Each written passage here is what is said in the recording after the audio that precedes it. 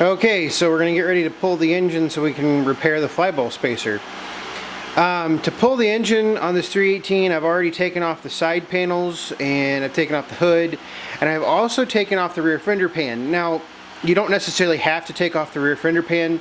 I have found it easier to pull the entire engine, including the drive shaft, so the drive shaft will just slide off. Some folks like to disconnect the drive shaft from the flywheel, which is right in there.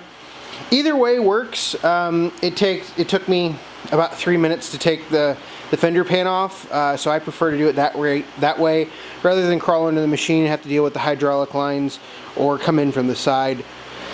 I never seem to do all that well that way, and then in the end you have to put the flywheel, or you have to reconnect the flywheel and the drive shaft back together.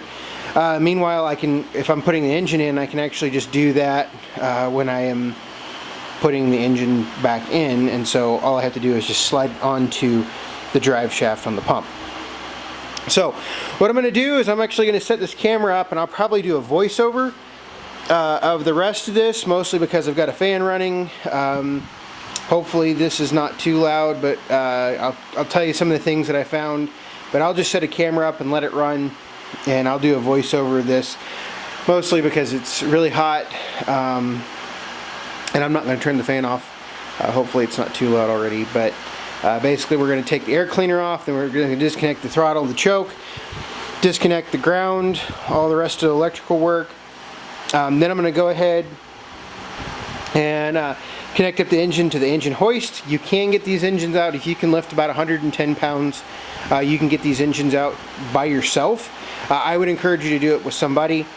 As soon as I get the engine hoist hooked up, then I'll go ahead and I'll pull the 2 bolts out of the front of the oil pan, and then so there's a nut and a bolt on the front of the oil pan, and they're just 2 bolts that screw into the oil pan in the back. I did just remember, earlier when I was taking the hood off, I forgot that I had that broken foot on the oil pan, so I'll probably go ahead and get another oil pan. At least I think I'll look around for one. And so we'll probably replace the oil pan while it's out. So this might turn into this project might actually blow up to more than a flyball spacer, but we'll see. So that's what we're going to do. So enjoy the next part of the video. Alright, so I've spread the video up here, and like I said in the first part of the video, I just set the camera up and I didn't even do any talking. So the first thing you want to do is take the air cleaner off, or the top of the air cleaner. That's just a wing nut or another type of bolt, depending on how you replace it. Remember, the engine is all SAE, nuts and bolts, hardware, etc. I believe the air filter 7/16, those bolts that I'm taking out right now for the carb cover are 5/16, and there's 3/8 that hold the air cleaner cover onto the tractor itself. What you're going to see when I pull this air cleaner up is there's 2 tubes. One goes directly to the breather, which is right there next to the carburetor, and then the other one is that hose that goes to the flywheel. The breather will be in 2 different places depending on your spec. A and B spec, Onan P218s and all the B series had different breathers that went into the valve covers. After the C spec P218, the breather was in the top of the crankcase. What I do, and you can see me there on the gas tank, is I typically try to put everything together instead of lose nuts and bolts and whatnot. So what I'm doing now is taking the throttle and choke cable off the engine. I would recommend marking or trying to take a picture or something where those cables are hooked up, depending on what mechanism you have. The years were different. The choke cable just attaches directly to the carb. That's a pretty straightforward installation. So you see them fishing them out from the tractor there.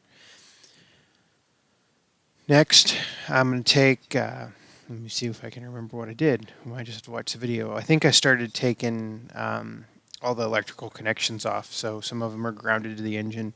It is important to remember which ones are grounded. So following taking all the electrical connections off, you can see the voltage regulator. That's what I'm working on right now. You don't have to undo the voltage regulator from the engine tin. Some of these electrical connections can be a bit of a pain. As you can see here, I'm struggling with this one. So that's not unusual, so don't feel like you're doing something wrong. They're just going to be really stuck together. And you can see also that I looked down in front of the engine. You can see the zip tie underneath the PTO. So somebody's been in there. That's not necessarily stock. These wiring harnesses are 25 plus years old. So remember, they can be brittle, and they also have had modifications. So your wiring harness may not look exactly like mine.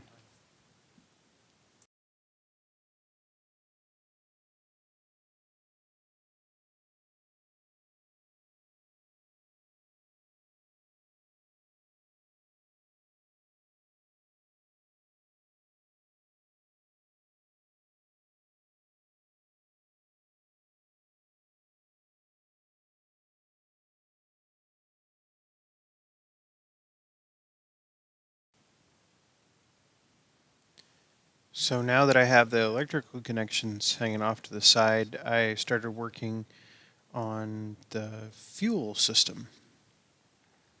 You can unhook the fuel system a number of ways.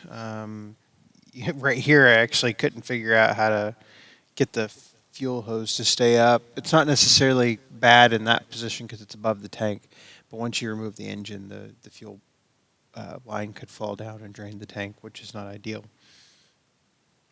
So you see there, I'm fishing the electrical wire harness back through, and I was pointing with my hands trying to make sure I was remembering to do everything.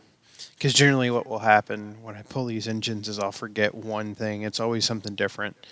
Um, so what I'm working on there on the front of the engine is I actually am measuring what hardware or what sockets and ratchets I need to take the engine out. So that'll be the next part of the video.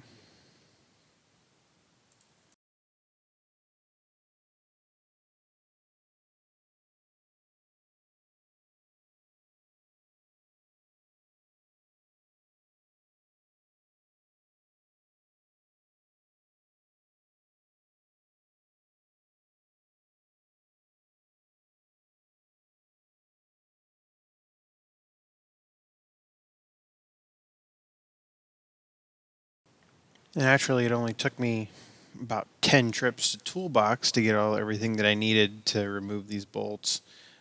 So like I said, the two on the front are a nut and bolt combination. In the back of the engine, it's just a bolt. The bolt screws directly into the oil pan because you cannot get a nut on top, or you can't get a tool on top to tighten a nut. So that's what I'm doing here. You see, you don't have to necessarily get down and lay around and roll around on the ground or anything to get underneath it. On the back, I mean, if you want to, you can, but generally you can do it by feel. That's where I actually picked it up, and I was showing you that foot of the oil pan that came off. So that's just to show you um, the fact that that foot was broken. So I think what happened here is I needed another wrench because somebody installed a different size nut on the bolt or something. And so we'll see what happens when I come back. I am doing all this in uncut footage. This is everything that I took, so it kind of gives you an indication of what all is required. Lots of trips to the. I had to get the uh, flex head ratchet. So you see, I'm finishing up taking the two bolts and nuts off the front of the engine, and then I can move around to the back to take those off.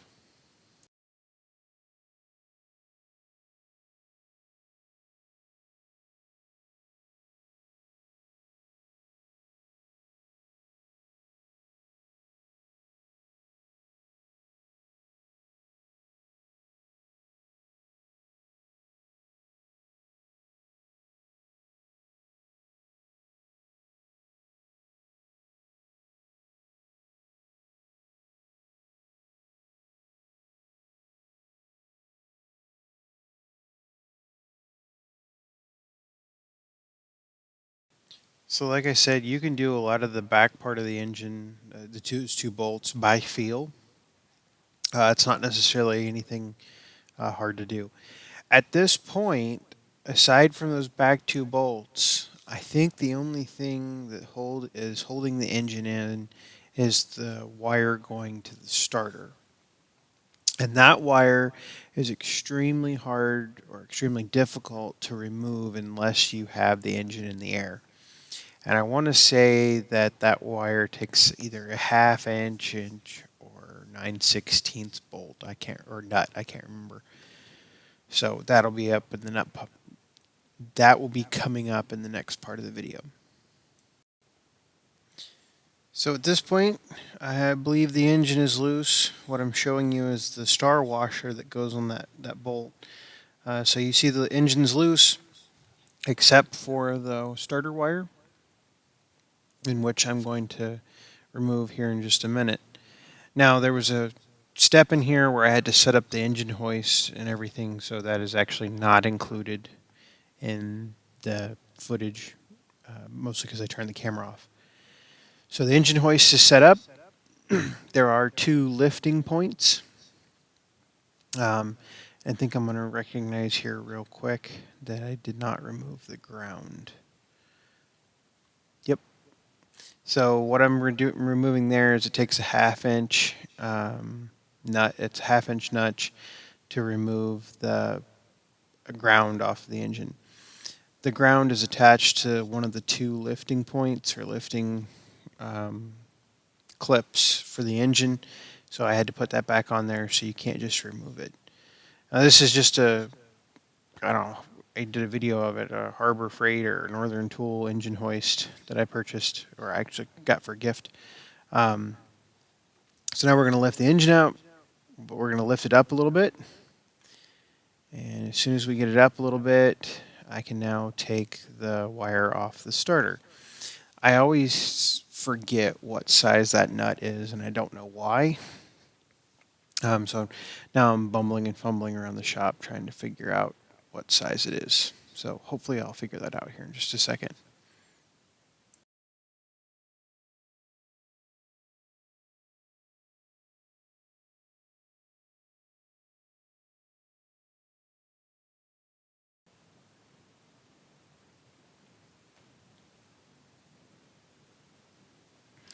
So the starter wire is now off, and I can work on getting the engine out. I will have to admit I actually made a mistake. I lifted the engine up too high, and the drive shaft got caught all in the cooling fins and everything else. So it did take me a little bit to get that unstuck, because you have to lift it over the hood brackets, and I mean, you can see that it just took me a little bit to get out. If you lift it straight out with your back, perfectly fine. But now we have an engine suspended in midair, and we can go put it on the table. So at this point, I'm just lifting it up. The engine's out, and that's where I will stop this video. The next part will be working on the Flyball Spacer.